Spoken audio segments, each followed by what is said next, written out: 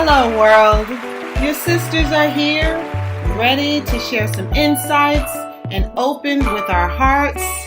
These are your sweets, Makita and Melanie. And you are now tuned into Girl, what?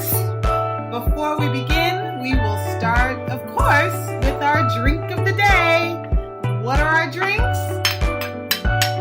Today we are in the morning time, so we are drinking green tea blueberry. Yum, yum, yum. Tell us about that tea, Mel.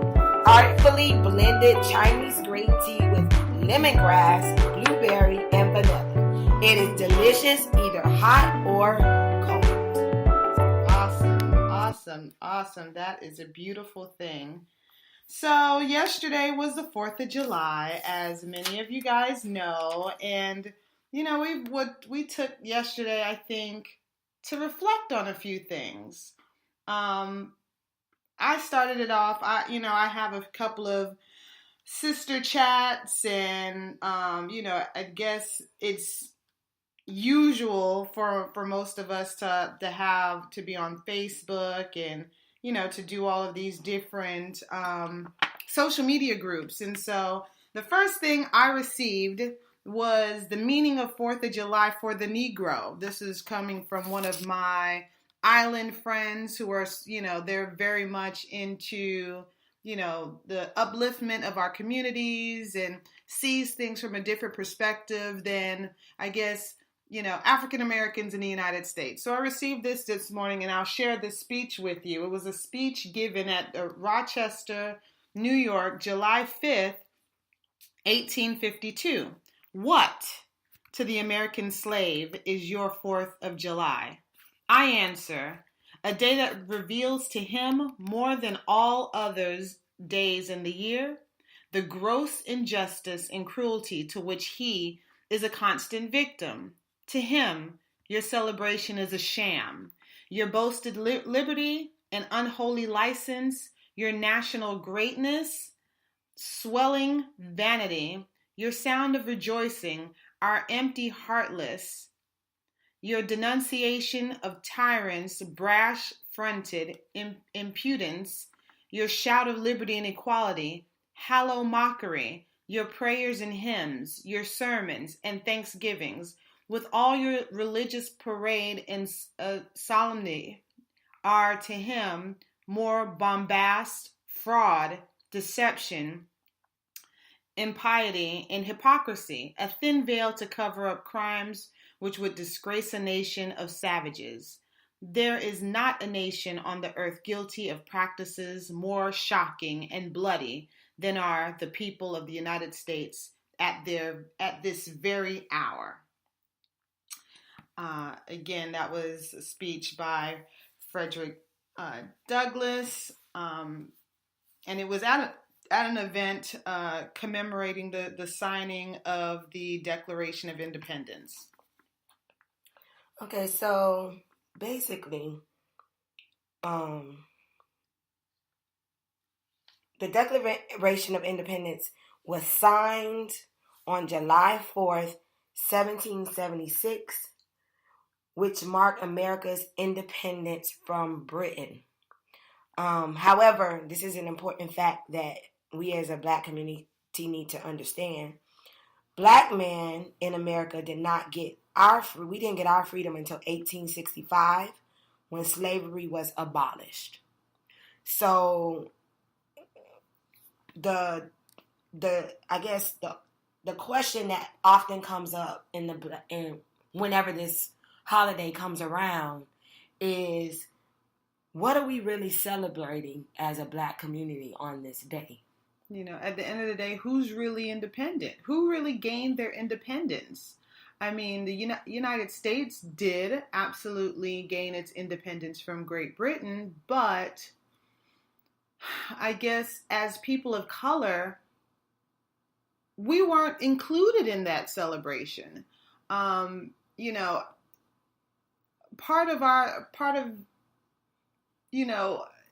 guess there's so many articles out that shows the complications for us as people, and I don't know. It was just something that was on our hearts to share. We didn't celebrate traditionally. Yesterday we spent our day grinding and resting, and having thoughts about family, and while I do enjoy fireworks, and while I do enjoy the festivities that's become tradition for us, barbecues and all of those things, I think at the end of the day we all need to be a little bit more knowledgeable of where historically a lot of these things and historic events have taken place. Who is it actually benefited? And maybe if we kind of take a step back and look at it that way, then maybe we can move forward in a different manner. I think we actually did celebrate Independence Day. Let me tell you how. How? Yesterday, we walked around a neighborhood that maybe not too long ago, we probably wouldn't have been able to walk around in a predominantly white or non-black community. True.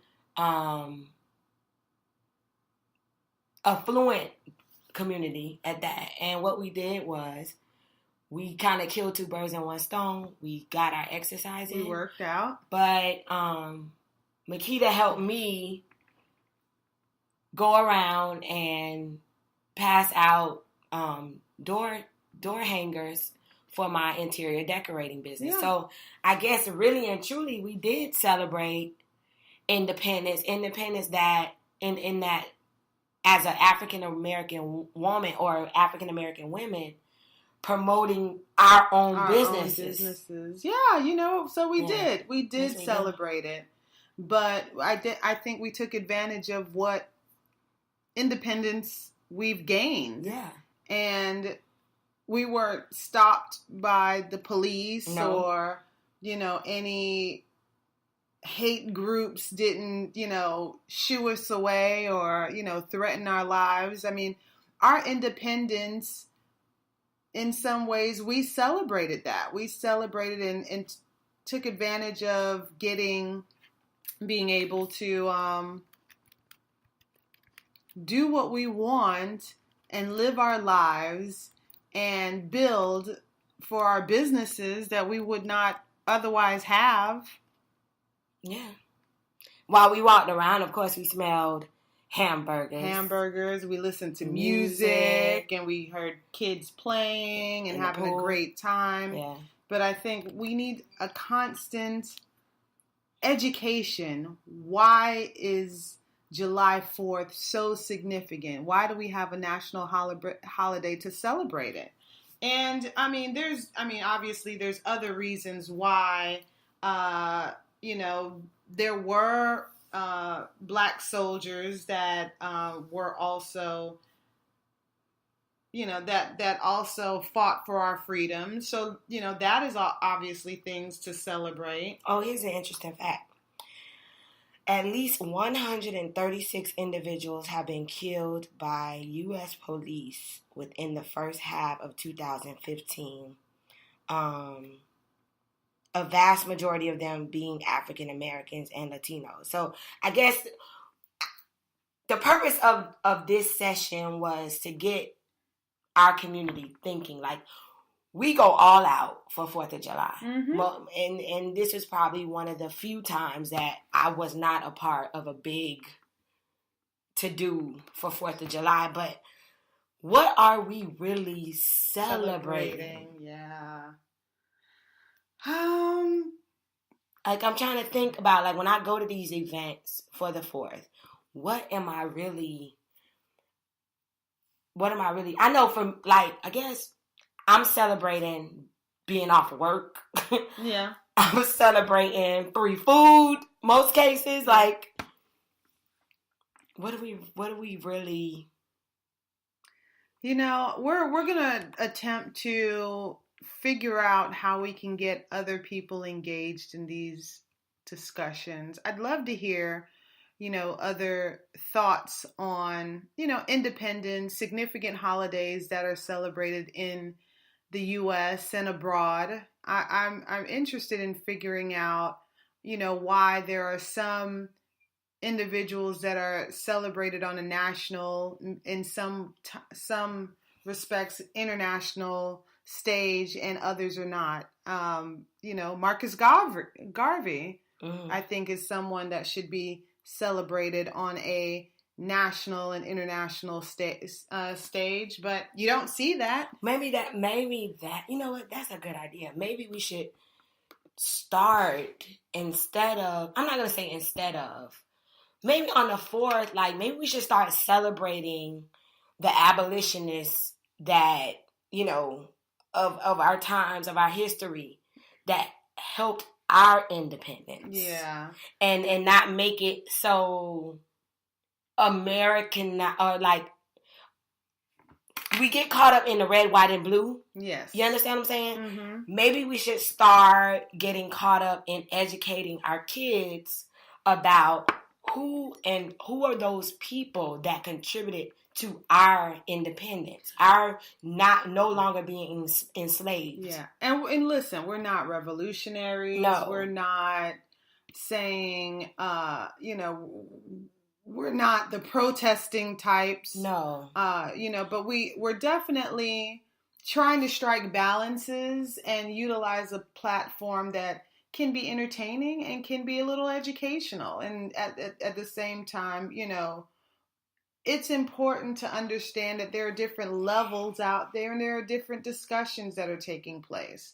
That was just one of the questions of many that we were talking about yesterday. And, we wanted to kind of, chime in and speak on it, just from a at-home casual perspective. Like maybe, if you have kids, mm-hmm.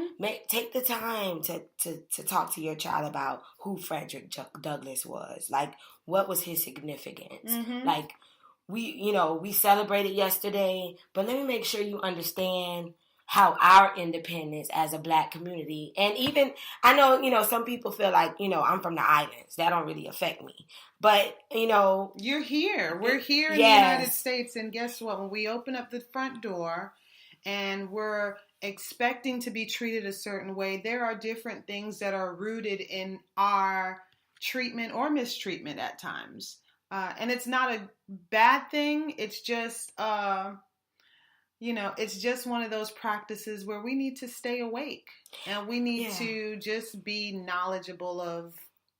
And on the flip side, I see and I hear a lot of our people complain. Well, we weren't a part of the independence when it was signed on July 4th, 1776. Like, I hear that, mm-hmm. but I don't think we need to focus so much on we weren't a part of that process. Focus on the fact that in God's time, we did become free. Mm-hmm.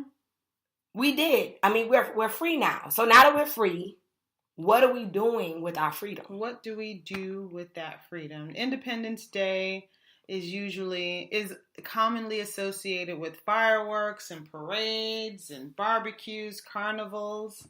But there are other things that we should be paying attention to with the onset of these different holidays. Like, what is the history?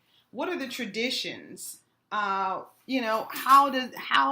did the government, play into, gaining our independence? How did it all come about? I just think that, it's part celebration and part education that we should consciously do on a continual basis. If we don't, we are liable to repeat history. And we see some of those things every day. I had a barrage of different, different posts that showed up on my timeline about police brutalities and mistreatment of the Black man, even in cases where it should have been a very, simple, harmless situation and it turned deadly, or it Mm-hmm. turned, it was a very scary situation. Again, we just need to be more cognizant of like what's going on. I want for our millennials and future generations to be aware. It was interesting. One video I saw this morning, I can't recall the specifics, but basically it was a traffic stop. It was a couple, a white woman or someone that looked like they were, non-black, and a black man. The black man was not driving the vehicle. He was pulled over. It was a 4-month, I think they said 4-month-old baby. I think there was a 2-week-old baby. Oh, 2-week-old baby in the back seat. And the guy was immediately like, I'm going to record this. I'm letting y'all know that we didn't do anything wrong. And, basically I'm going to go off. So he kind of started the energy of what is about to happen on the wrong foot, if you asked me. Mm-hmm. Only because we've seen this too many times in which whether you are in the right or wrong, walking out of the door as a black person is intimidating, off rip. So this guy is being so combative to the police officer. He doesn't roll down his window. Again, it was kind of odd to me because I've never been pulled over where the policeman does not approach the driver's side. They approach the passenger side, and then was like asking for his ID and going through all of that. And to just keep it shortened, he was combative. He was non-compliant. He wasn't going to do it. He kept saying he didn't do anything wrong. He has his phone out. His girlfriend or wife is like frantic and upset because now the police officers is threatening to arrest them for what was it? Obstruction of justice. And so anyway, I think his energy when he started the recording, and mind you, some of the things that the officers were saying and doing were not legal. They were not justified. However, the guy's energy started to me, it just sounded like he was already ready to go to war. He was already ready, like, I already know what's going to happen. Like, he put the energy out there like, okay, be on guard because these cops are going to bring some junk. Like, and so not making excuses for the officers because they still should have handled it in a professional way. And considering everything that's going on, they should kind of understand why in the black community we feel, I guess, intimidated when an officer approaches our vehicle already. It's already a sore spot. But I think we have to, when we're in those situations, we have to focus on, I'm just going to say it, you got to focus on God. Yeah. You got to focus on God. You got to focus on living. Yes. Because it doesn't matter if who's right or who's wrong. You don't have a gun. You don't have any way of protecting yourself. And at the end of the day, if something happens, as we have been seeing time and time again, there's a presumption of innocence that's not being placed on the victims. Yeah. It's being placed on the, our police officers. Some may have even been in the right. A lot of it doesn't appear to be that way, though. And, I don't have anything against police officers. I do believe that they are taking risk every day that they go out and they want to come home to their families safe. But at the same time, there are too many of these scenarios that are happening in and around the country that are not allowing our Black men and women to also have that same courtesy extended to them. So, the right to bear arms, I think, and those situations in particular, it just, it's just a reinforcement and a reminder of how scary things are, how, we should all continue to be educated and armed with the information, but at no, in these unstable times, from the top tier of our government on down, we just have to be more mindful, and at the end of the day, just reminded that we need to get home safely to our families. Be reminded of why these holidays are what they are. And I mean, my wish ultimately, or I'm not gonna say my wish, my prayer. I just pray somehow, some way, that the anger that exists in our community, we use that anger to fuel us to be vessels for reflecting God's grace. Does that make sense? Mm-hmm. I wish that we as a community would turn that anger into purpose. Turn it into love. Turn that anger into love and turn that anger into purpose. Mm-hmm. Because people don't pay attention or look inside of themselves until you come to them with love. And I'm learning that myself. Until you come to them in love and peace and not anger. Mm-hmm. And for me, the older I get, 4th of July becomes, yes, I'm a citizen in the United States of America, and I'm grateful for the opportunities that I've been given in this country. I reflect on that day of the fact that there's so many opportunities mm-hmm. that I'm able to take advantage of if I just make up my mind to do it. I'm grateful for, I look at America as being not in the power of a president's hand. It's more for me about, when I look around me, what God has blessed us with. The trees, mm-hmm. the ability to wake up in the morning and I don't have to have someone beating on my door telling me I gotta be in shackles. Like, it's a bigger picture for me than just what's going on in the government. Yeah, that's true. And I think in some ways, I'm grateful and I celebrate 4th of July and our independence. But I look at it, I won't say but. I look at it as our opportunities to rewrite some wrongs. Yes, exactly. Every day. I look at it as some opportunities to remind myself, to remind my family and friends and community leaders and others that look at what we've been given. Yes.